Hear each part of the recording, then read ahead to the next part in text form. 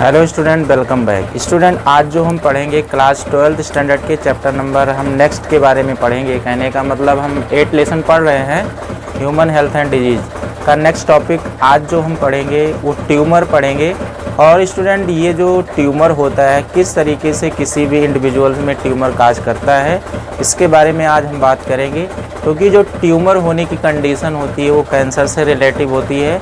तो कैंसर किस तरीके से होता है इसको हम सबसे पहले जानेंगे। उसके बाद कैंसर से किस तरीके से ट्यूमर काज कर जाता है इसके बारे में हम जानेंगे। तो स्टूडेंट, ध्यान से आपको वीडियो को अच्छे से समझना है। आफ्टर दैट आपको जो नोटबुक में दिया जाएगा लिखने के लिए उसको आप लिखेंगे। तो स्टूडेंट, यहाँ पर हमने ऑलरेडी आपको ईजिली बनाने के लिए एक बेसिक इन्फॉर्मेशन आपको बनाया है। यहाँ पर कैंसर किस तरीके से होता है, जैसे कोई मनुष्य होता है, कोई इंडिविजुअल्स होता है, उसके बॉडी में हमको पता है लाखों करोड़ों की संख्या में सेल्स रोज़ बनती हैं, रोज़ डिस्ट्रॉयड हो रहती हैं। ठीक है, तो बनती रहती हैं और ख़त्म होती रहती हैं। तो इस तरीके से जब क्या होता है किसी भी इंडिविजुअल्स में बाहर से, जैसे कि कोई मनुष्य है उसके बॉडी में 100 नंबर ऑफ सेल्स बन नहीं रहे, मतलब बन रही होती रहती हैं। इसमें बनना मतलब बन रही होती हैं। जैसे कि अगर सेल्स बन रही होती हैं, जैसे कि 100 सेल्स बन रही हैं, तो बाहर से जब इसमें सेल्स इंक्रीज होना शुरू होती हैं तो क्या होता है कि सेकेंड पर्सन को ये पता चल जाता है कि हाँ भाई, ये तो 100 सेल्स ही बनना था।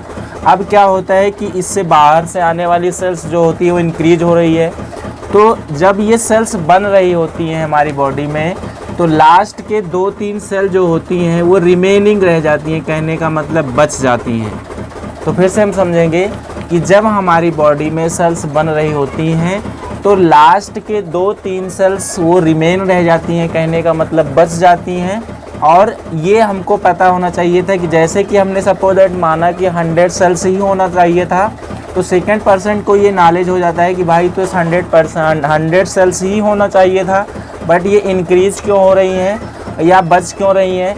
तो ये जो 2-3 सेल्स रिमेन रह जाती हैं, जो 2-3 सेल्स हैं वो बच जाती हैं, आगे चल करके ये क्या करती हैं, ट्यूमर को काज कर देती हैं। कहने का मतलब अब ट्यूमर किसे कहते हैं, जिसको हम हिंदी में अबुर्द बोलते हैं। द कलेक्शन ऑफ ग्रुप या ओवर मास बोल सकते हैं। जब बहुत सारी कोशिकाओं का ग्रुप बन जाता है, बहुत सारी कोशिकाएं एक्युमुलेट हो जाती हैं, इकट्ठी हो जाती हैं, इकट्ठी होने के बाद वो किसको काज करती हैं, ट्यूमर। ठीक है, वो अबुर्द को काज करती हैं। अब देखिए, किसी भी इंडिविजुअल्स में ये जो ट्यूमर होता है ये 2 तरीके से काज कर सकता है। पहला जो होता है बेनिंग ट्यूमर, क्या होता है, बेनिंग, और दूसरा होता है मैलिग्नेंट।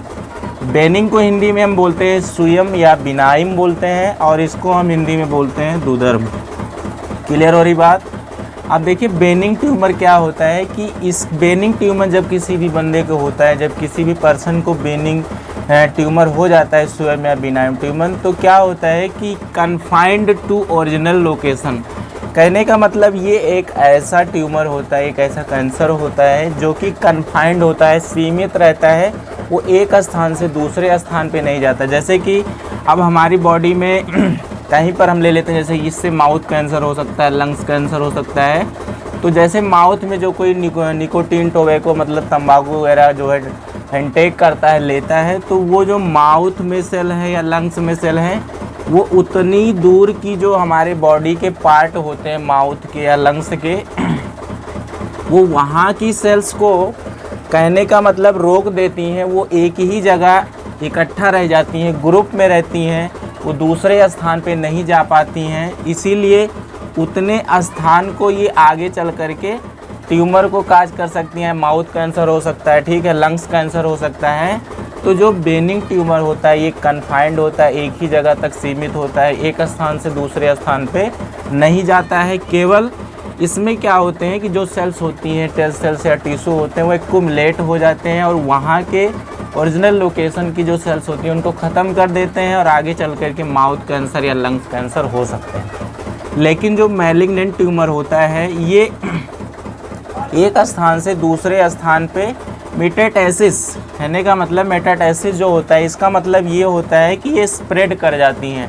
कहने का मतलब कि एक स्थान से दूसरे स्थान पे बॉडी में जा सकती हैं और डेथ कॉजिंग भी हो सकती हैं। जैसे कि ये तो नहीं जा सकती थी, लेकिन ये जो मैलिग्नेंट ट्यूमर होता है वो एक स्थान से दूसरे स्थान तक जा सकती हैं। तो स्टूडेंट ये जो बहुत ही इंपॉर्टेंट टॉपिक था आपका कैंसर से रिलेटिव ट्यूमर। अब किस तरीके से ट्यूमर काज करता है और मतलब काजिंग फैक्टर क्या क्या होते हैं और इसका ट्रीटमेंट कैसे है, हम नेक्स्ट वीडियो में इसको भी समझेंगे। स्टूडेंट आई होप आपको समझ में आई होगी बात। एनीवे अगर आपको डाउट है तो आप कमेंट कर सकते हैं, मेल कर सकते हैं। And I student I do not get to like share and subscribe. Thank you class.